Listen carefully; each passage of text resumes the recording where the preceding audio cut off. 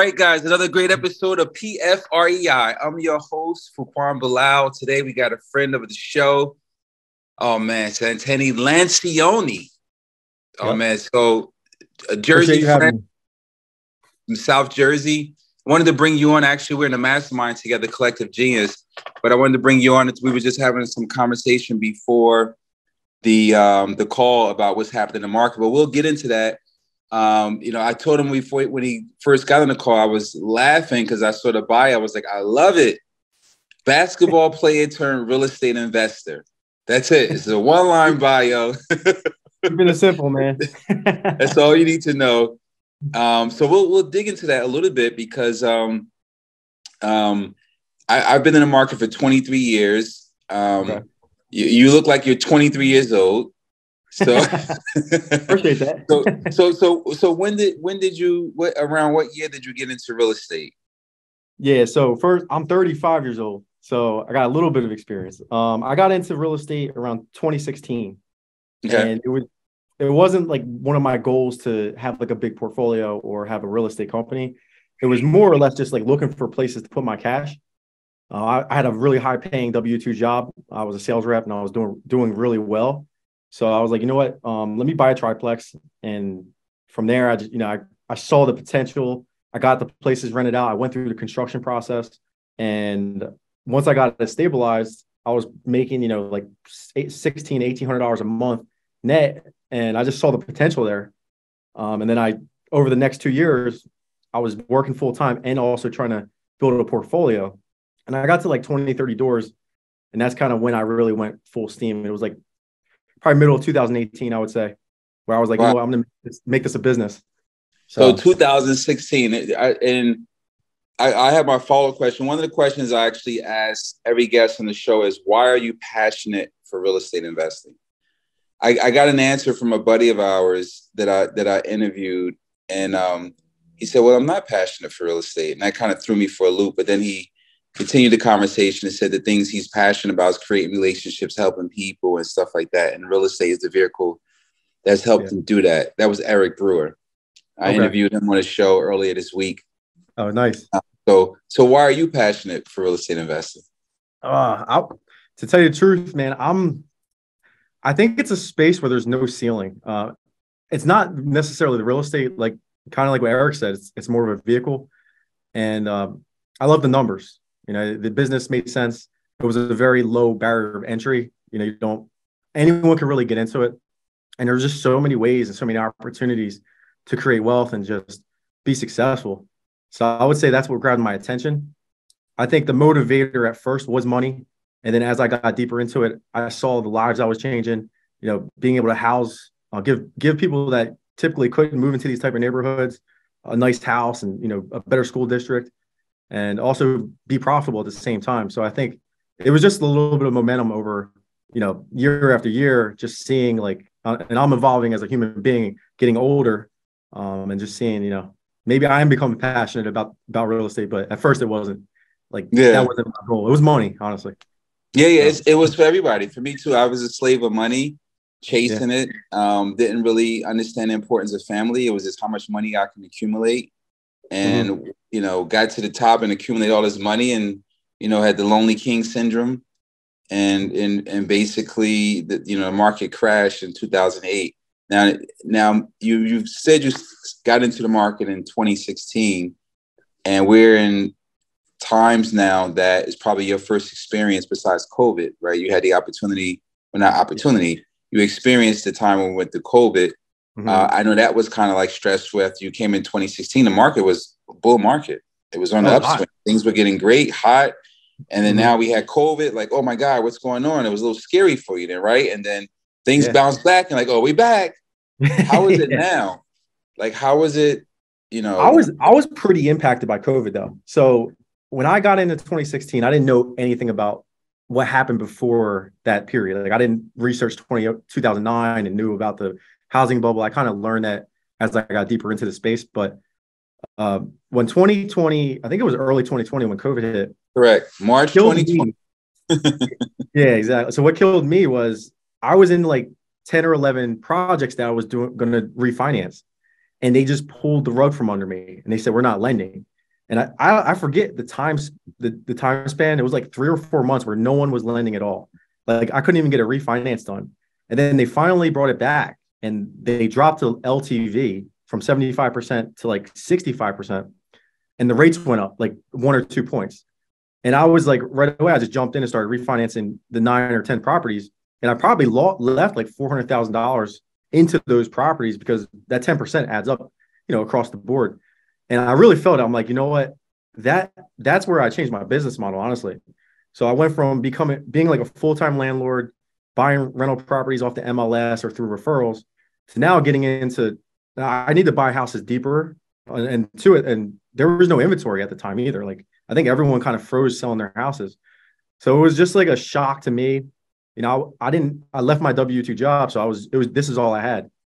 And I was kind of relying on those refinances too.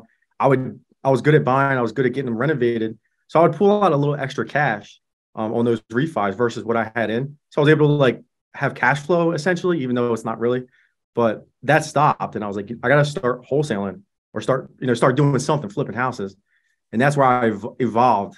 But to go back to your first question, that you're right. I haven't seen like a long recession, but that COVID did affect me, that 2020. And I think that made me a much better business operator. And just, I have my guard up too. Like I know that these hard money companies or these lenders, they could pull the rug from us at any time. And we just can't get stuck with too many projects because we'll have no exit. And, that scared me, honestly. That's a great observation. Thank you for that, for sharing and being vulnerable, being open and honest about it. Now, when it bounced back, you was like, game on, we back. And then the wind was in our back for a very long time. The whole of, the half of 2020, the whole of 2021, everything is going great. Yep. Did you ever think that we'll be where we are now? Or did you ever like plan to fail? What I mean by did you create a plan B? Did you say, okay, if this happened again, I'm going to make sure this is in place so I can survive, the next time it happens? Absolutely. So at the end of 2021, I refinanced my entire portfolio. It was like 4% I got from our lender, Renovo. And so I got out of all like any high interest debt I had, any like bad 30-year fix, so any balloons, because I did take out a couple like ARM loans.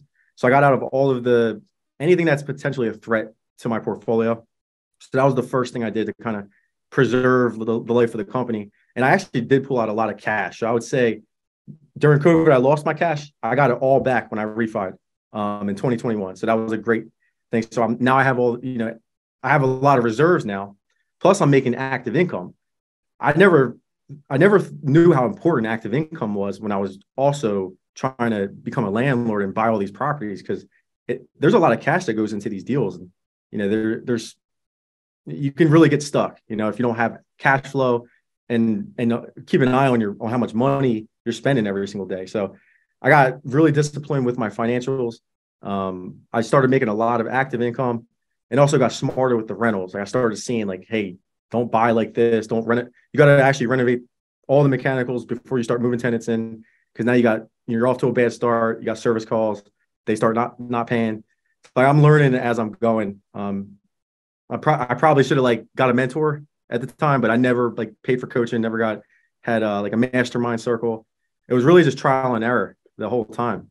And, but yeah. The last 2 years that's usually the best way you learn because it's costly. You never forget it. Exactly. So now I have money that I'm just like, don't touch money. You know what I mean? So I have, if the business starts suffering or there's a recession, I'm able to survive. Like I have enough money to carry, my bills personally for the next, 3 or 4 years. I have a rental portfolio as well. Plus I have a business. The business, obviously, after a couple months, if it's not making money, anyone would shut it down. So anything I have, any expenses in the business can be turned off right away. So I strategically set myself up that way. Now, just talk about the climate now with the interest rates are high with some of the lenders, and it's inventory is starting to come back to the market, but nobody really, especially for the wholesaling business, that downline of buyers, the dispo chain is kind of clunky. Like, how are you navigating through that? Because I know some of your business is wholesale and you have the rentals. How are you changing your business model now to adapt to the new environment? So we definitely shifted our attention from, look, my attention was 100% acquisitions to now 50-50 acquisitions, 50% dispositions. So we're starting to create, be creative with the way we're reaching out to buyers. We're getting pre-appraisals on a lot of our deals before we even send them out. So we're understanding what the actual ARV is. We're partnering with Renovo on a lot of the deals. So we'll have term sheets set up and we'll let them know, like, hey, right now the rates are at, let's say, 7.7%. This is the ARV. Here's the purchase prices. This is kind of what we think the estimated renovation are. So we're kind of consulting a lot of buyers now. And I'm seeing also a wave of new buyers coming in. So the young professionals who didn't get into real estate over the last 2 years, I think they see an opportunity now, like, hey, there's not as much competition. These big investors aren't gobbling up all the properties. So I'm seeing a lot of those newer investors come in and we're selling to them as well. But it is a lot of work on our end. We have to get in touch with them. We also have to educate them, consult them. But to tell you the truth, I'm going to have the biggest month of my life in December, where a lot of people are going out of business in December. So my presentation at CEG was actually about how the last couple of months, we actually like broke even in October.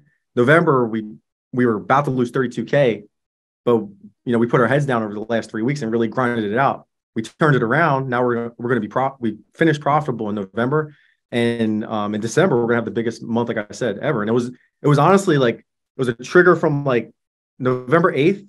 We put our heads down and just grinded it out, and it just turned around our entire business, honestly. And the whole company just kind of bought into what we were trying to do. And but yeah, I think like I said, the disposition side though is like, there's new buyers. They don't know any different. They're not like you and I. We want to get things at 4%. It's just not realistic anymore. But yeah. Other guys are coming in with a better perspective, more gratitude. Like, hey, I'll take it at 7. It's I'm getting wealthy. Like we used to have like that mindset back in the day. Yeah. When I came into business, it was 9% or 10%, 9 to 11%. Hard money was 16. Yeah. No, 16 with 2 points. Oh. I got started, right?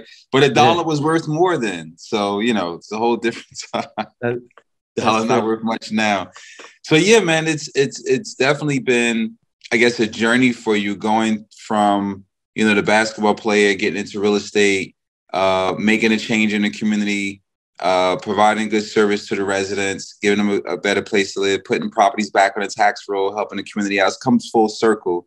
And all while being profitable for you and, your investors, your team members and everything else. So it takes a team, right? It's not just you. It takes a team.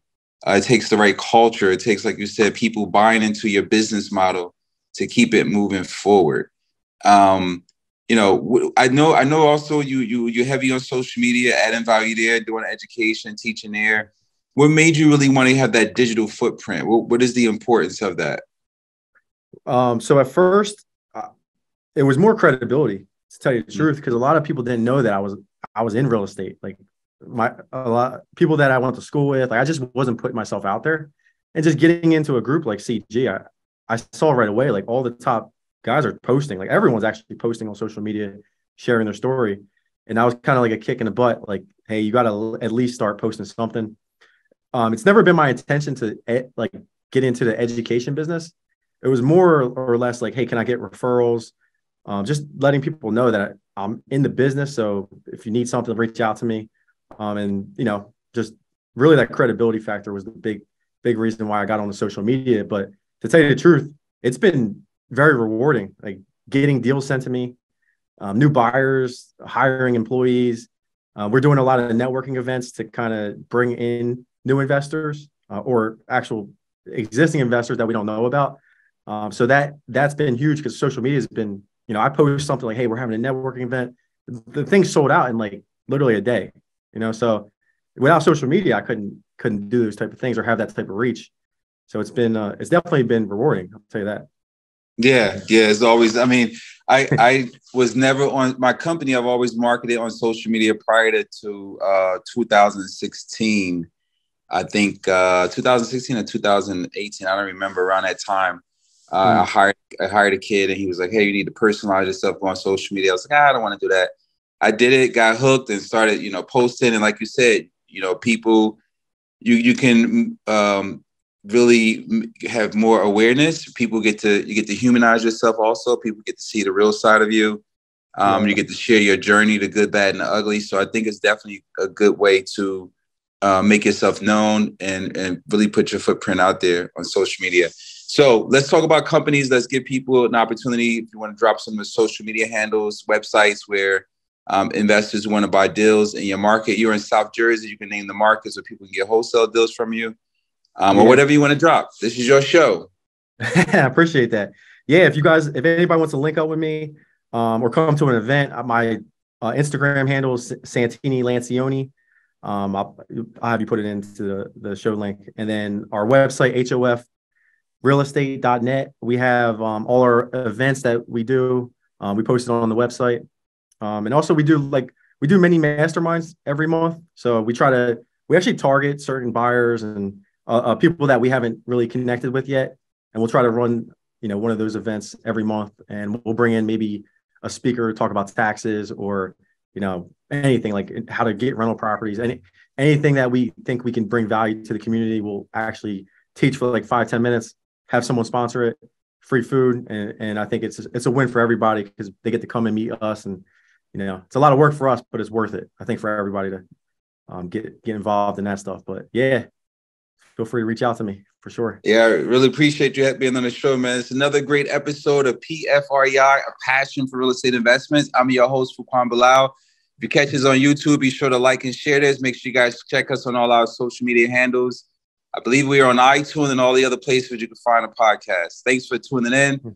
Appreciate you guys. We'll continue to bring more value. Signing out, passion for real estate, Fuquan Bilal. Thanks, guys. Appreciate you, Fuquan.